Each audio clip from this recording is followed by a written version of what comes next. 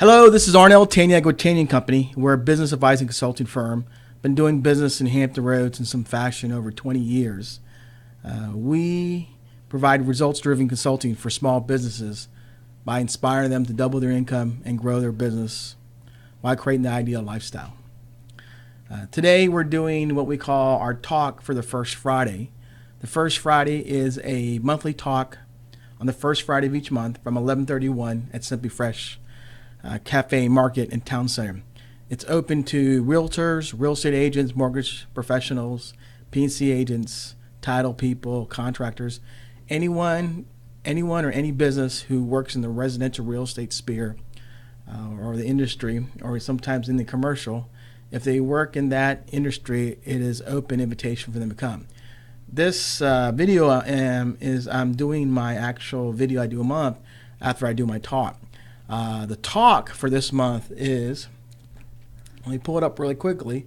The talk is how to finish the second part of 2017 strong and easy in 7 easy steps. Again, how to finish the second part of 2017 in 7 easy steps. So let me talk about why I chose this topic. I've been in business for 20-some plus years. I ran B&I back 20 years ago. And one thing I noticed about Hampton Roads over the last 20 years, we have business seasons. You know, like for example, there's seasons like fall, winter, summer, and spring. Well, in the new year, we look at the first quarter, which is January, February, March. And that usually covers for most business people is one of the, it's people are excited because they write down their goals, but then the reality of the business takes over. And so in the first quarter, normally when people are faced with challenges is their taxes. A lot of people procrastinate their taxes and they wait to the end of the year to get together, or they wait to the beginning of the next year and they find out they owe money, or they're scrambling to get their taxes done, and that is really can be a detriment to starting the new year well. And before that is the holiday season, which holiday season goes after Thanksgiving all the way up to January 2nd. So most people in the first quarter, especially in January, they're struggling and suffering from pain, all that extra money, or the money they didn't think they had, they put on credit because they actually spent more on the holidays. Now they're paying it off. And then, boof, you got taxes, personal and business taxes. And if you haven't got a CPA or an accountant helping you put money away for escrow taxes or basically bookkeeping and stuff like that, you're going to get hit then. Then you get into the second quarter, which is not as bad. I mean, that's when people get refocused, but then you got spring break, which is for the kids, college kids and grade school kids and high school kids, and that's usually about a week. People are scrambling to get out. And then after that, everything kind of comes down until you get into what I call, first quarter is January, February, March. Second quarter is April, May, and June. What gets crazy is like end of May, we have people in college kids graduating. So that's not as bad because they get out a little early. But what really gets really crazy is when the kids from grade school and high school get out, and they graduate July 15th or a little bit early, but then after July 15th, we go right into the summer. And the amazing thing about the summer months, it's interesting, that's usually July, August, September, is Hampton Roads is not an all year round school. We take off 3 months. So what happens when kids get out of the school year and they have to go to summer, most people's businesses, especially real estate agents or independent contractors, are based on their kids' schedule. So a lot of times they have to readjust their schedule. So in the summer months is really busy for real estate. It's also busy for people to manage their schedule with their kids out of school. So a lot of them, have to make arrangements, put them in summer camps, or just be able to manage that until they get into what I call, then the month of August is like the busiest month because everybody's trying to squeeze in a last minute vacation. And then once after Labor Day, everybody readjusted. It's called the second new year, meaning that it's a readjust or redo. I think Gary Vaynerchuk had mentioned that August is usually a dead month for people because people just seem to just don't do anything. But he recommended that probably the best month because you can be building momentum going into after Labor Day, which I agree. So then and I usually tell my clients Labor Day is when people after Labor Day, after the first full week after Labor Day, people are really in sync. Like today is I'm doing the recording the video on Labor Day, and then this is a short week, so people will be hustling. But by next week, everybody should be in a routine. The kids are back into school. People got a short 4-day work week. They had a long Labor Day weekend. They're in the mindset of getting into a routine with around their kids, school. And I say you finish this year strong because typically what happens is, I own a business advisor consulting firm, and we work with a lot of people and we help them double their income. So what I find out, and I have a little bit of notes right here, is that there's two types of people I meet that they either have their goals written down or they don't have any goals written, but it's in their head. And even if they have it written down, their goals are based on the whole year, but they're not broken down realistically in every quarter. The clients I work with, we have them write their goals and objectives for the year, but we're more realistic and break it down every quarter and base it on quarterly goals. Because what you'll find out, if you don't do well in the first quarter, you can always make it up in the second quarter or exceed your goals. So a lot of times what I tell people is, if depending on where your goals are at, if most people I find out are usually not on track to exceed their goals. They either be on track or exceed it. A lot of people are behind. So if you set your goals really high in the first part of the year, in the first quarter, and you don't achieve them, or you had some setbacks, usually what people do is they stop, they quit, they get discouraged, and they just don't do anything at all, and they just survive. So, and it said there was a study, a research by the University of Scranton that basically said that 92% of people write down their goals, their New Year goals, but never achieve them. And I think it goes back, what I find out is, from my experiences, they don't have nothing written. So if there's nothing written, they're hoping they're going to get there, but there's really no plan. Like I sat down with an attorney, he says, I don't write any goals. I just know I have to get referrals. I said, well, how do you measure? I said, well, I don't write any goals. And I was like, well, how do you know if you're winning or losing? How do you know if we're getting ahead? He goes, well, I don't. And it's funny, he said, I took a Mike Ferry class, and I just haven't, he looked down, so I haven't written my goals. I said, you got to write your goals, man, because that's how you ever measure success. That's how you measure that's how you're able to measure and track. Then I have some people I've met, they have written goals and objectives, they're working toward them, but then life experience comes in their way. Basically means is they got challenges with their kids, challenges with the marriage, family, and they have a hard time saying no. So, and then I find a lot of people just don't achieve their goals because a lot of times they're saving their family or helping their family, and they don't know how to say no. They don't know how to put boundaries. They don't know how to time block. They don't ask people to help them. They just are at the mercy of the circumstances related to their family. I also know some people who are great at working hard. They're working hard, long hours, but they're not making enough money.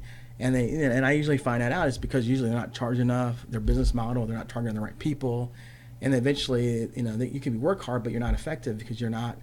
I tell people you're not really focusing on what really makes you the money, and they eventually get tired and quit.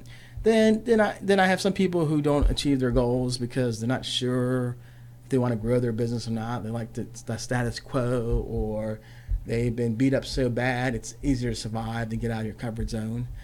Then I have other people who just don't track their results. They're not tracking anything, so they're not making any adjustments.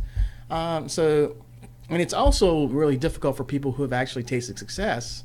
I mean, I meet a lot of people who are like my age, 48, 49, who in the past has been successful, made six-figure income, and they're redoing their business.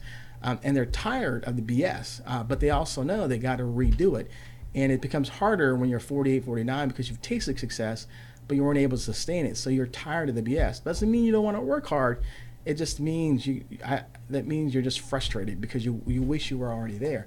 And I have clients like that tell them, look, sometimes we're just late bloomers. I mean, I was showing them some videos where some of the best people in business didn't start growing in business until they were 40. Because there was an old saying, when the student arrive, then they're ready to go. So a lot of times people are like, I'm a late bloomer, so I get frustrated because I really believe I need to be making more than six-figure income and having a lifestyle. But I realize that it may take me a couple of years to build it because I'm more mature and realize that I am a late bloomer. And I think a lot of people who are older, who have tasted success, whatever reason haven't been able to sustain it, they can redo it with a different focus, different belief. But they're actually that smarter, just not going to put up with the bullshit, and they're just going to be very direct. And not saying they weren't when they're younger, I think they just kept hoping would get together versus making sure that it would work together. So the bottom line is I find that very few people do track their goals and objectives, and if they don't, and we're going into September, which is September, October, November, December, and January. We have 4 more months of the year. So if you don't make some adjustments now, you're going to go into the end of the year, going into the holiday season in a lull, going deeply discouraged or down. So this is a good time for most people to I call redo or readjust. Because if you don't do something now, here's what I've seen happen. There's like 3 phases. You get on a treadmill. You just keep doing the same thing over and over and over again, hoping to get better results. I call it the verge of insanity. Or you go into quiet desperation, where it's one of the worst things you can be is you have no other place to go. You're just desperate. You keep doing your business because you have to survive. I mean, the money's there, but it's not enough money to go beyond what your means, not enough money to take any trips. And you don't want to get a job. You don't know how to get a job. You don't know if you should quit or should do this. In quiet desperation, I've seen people do it. And eventually it wears your confidence down, wears you down. Eventually quit. It's not because you don't have the desire. It's just because you made some mistakes and you cannot feel like you can recover, or you have no permission to recover. You don't know how to recover. And the other one, I've seen people quit. Just quit. And it's sad because a lot of people I meet really want to do one business, but there's a lot of factors that prevent them. So I always tell people that after Labor Day, you can redo what you need to do. So I'm going to share 7 easy steps to finish a year strong in 27. Number 1 is you need to find out your personal why. What inspires you, not motivates you? What inspires you to pull you out of your rut? What inspires you to move you to the next level? Not what motivates you. Motivates you, pushes, inspires, pulls. So like I was talking to a young lady who's a mortgage person, what inspires me, Arnell, I want to be self-sufficient. I just got a divorce. I'm a single mom. This is my second marriage. I need to see myself be self-sufficient. I need to rely on me providing income. I said, is that inspiration or motivation? No, inspiration, because I really believe I can do it. I said, can you see yourself there? Is that pulling you to direction versus pulling you? That's pulling me. Because I already have bills and all this stuff. I need to see myself.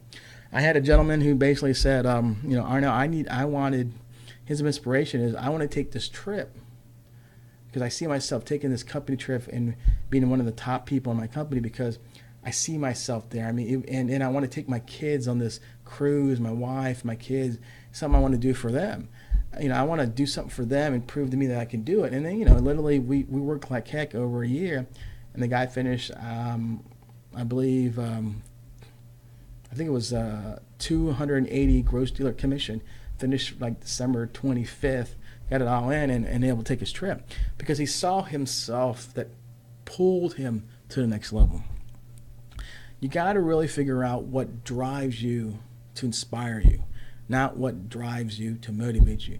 Motivation is pushing you. Once you get pushed and there's nothing else, and you see you've been pushed to that, you just will, it becomes a natural habit to stay in it, but doesn't pull you to the next level. So I tell you, number 1 is find your personal why. And one of the best books is by Simon Sinek, How to Find Your Why. Number 2 is rewrite your goals and objectives starting from September 2017 to the end of January 2018.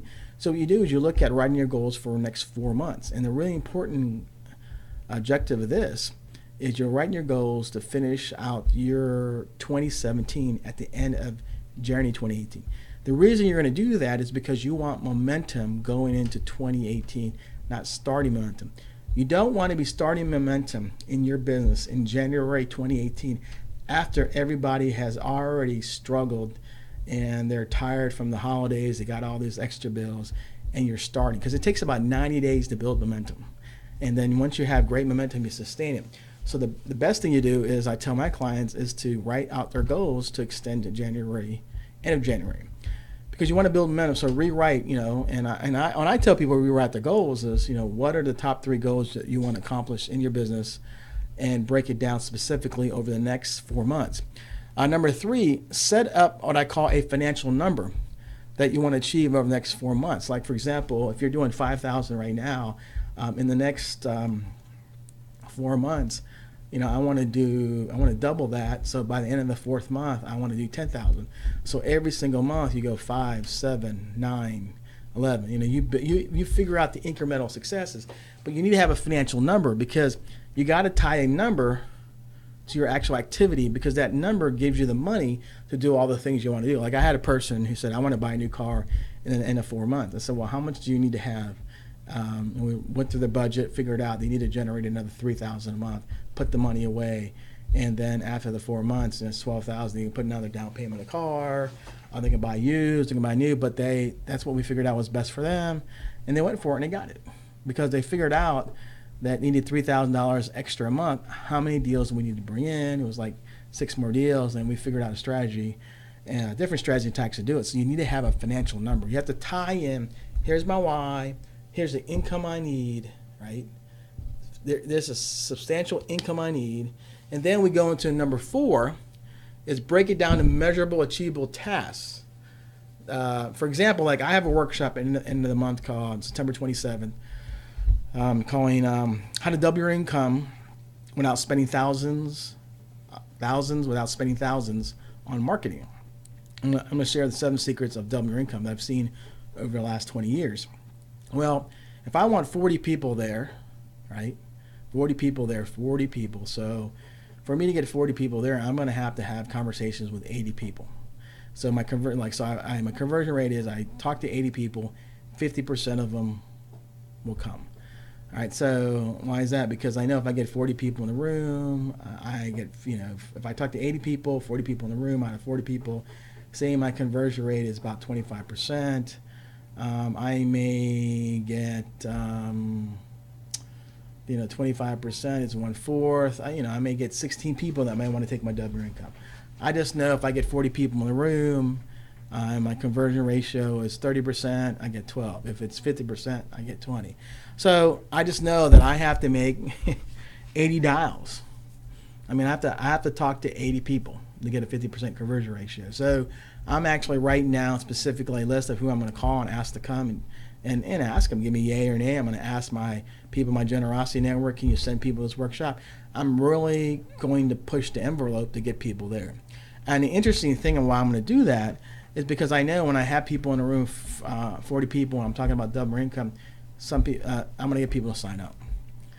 It's a great networking event, but because I have a project, I know how many people have to get there, and I know how many people to talk to. So now my goal and objective is to talk to 80 people. It's a lot of people.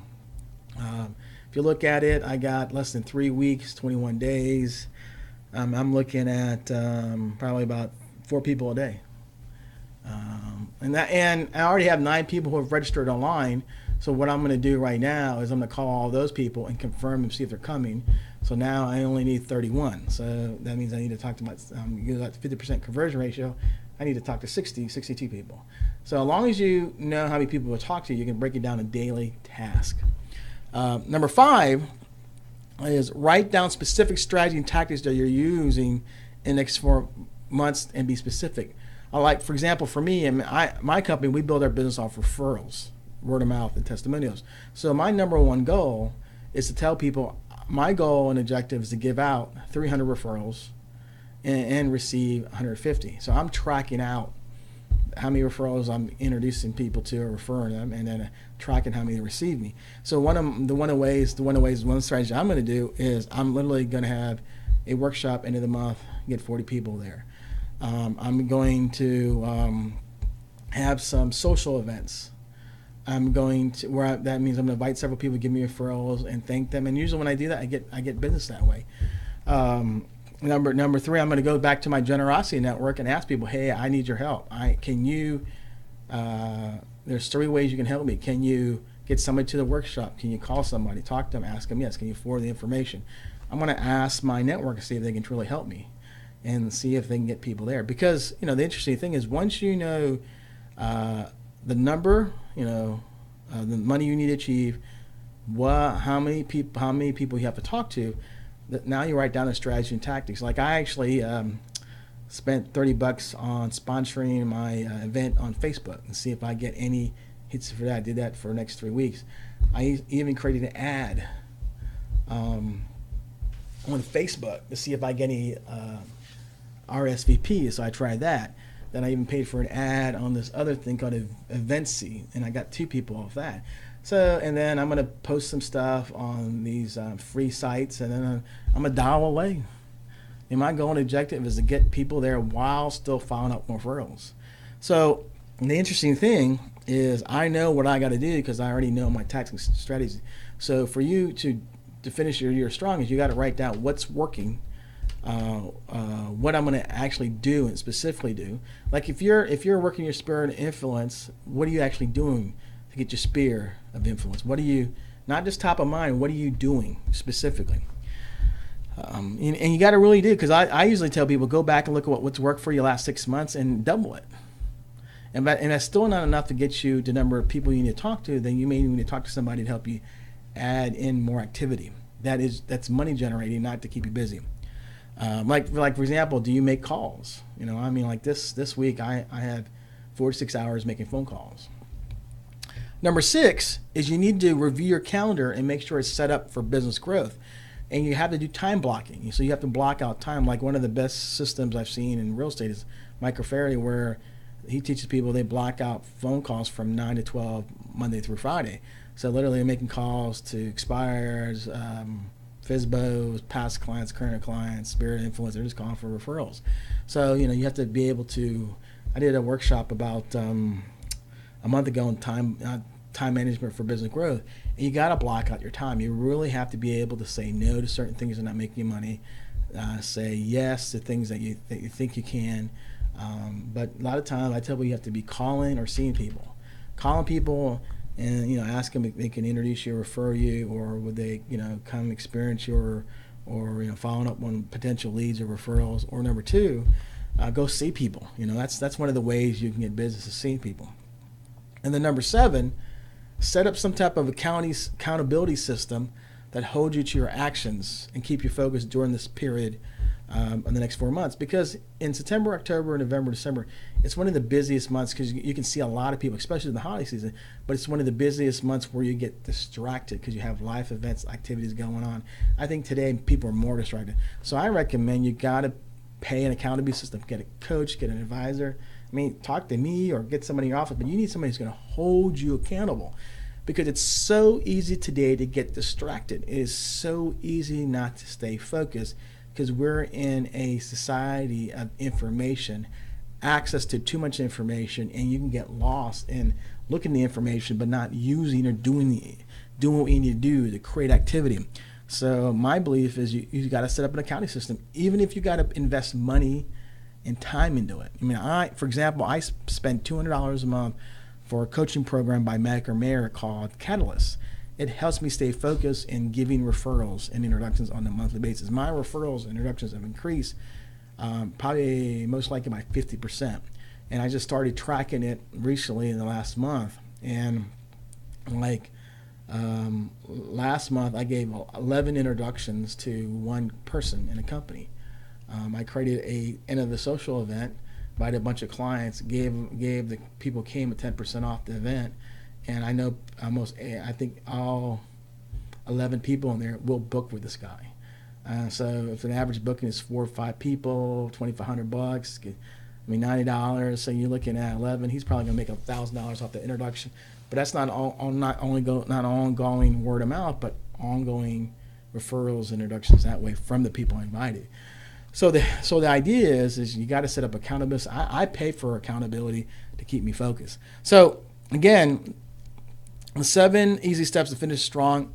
Find your personal why. Number 1, rewrite your goals and objectives, starting from September 27 to the end of January 28. Set up a financial number that you can achieve over the next 4 months and break it down to a monthly number. Break it down to measurable, achievable tasks like how many people have to talk to a day on the phone or face-to-face.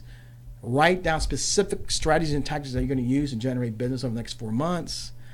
Review your calendar and set up for business growth, time blocking, know when to say no, white space. And then number 7, set up an accountability system that holds you accountable and focused. And then the bottom line, do something than nothing.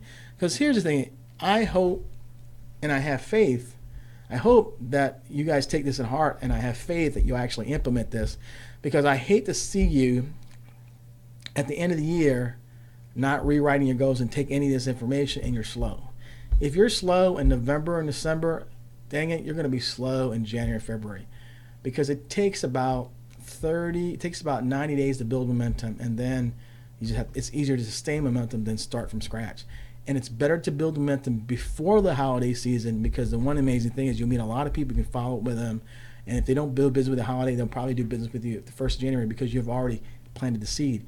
If you wait to plant the seed when they're already into the first quarter, then it's going to take another 30 to 90 days to maybe for those seeds to mature and you're able to get business. So better to do something now than do nothing at all. Because if you're not, you're going to be really, really slow going into the holiday season. And I know as the previous director, it took me 2 years to figure out is why the heck am I slow during the holiday season, and then the first quarter I'm struggling.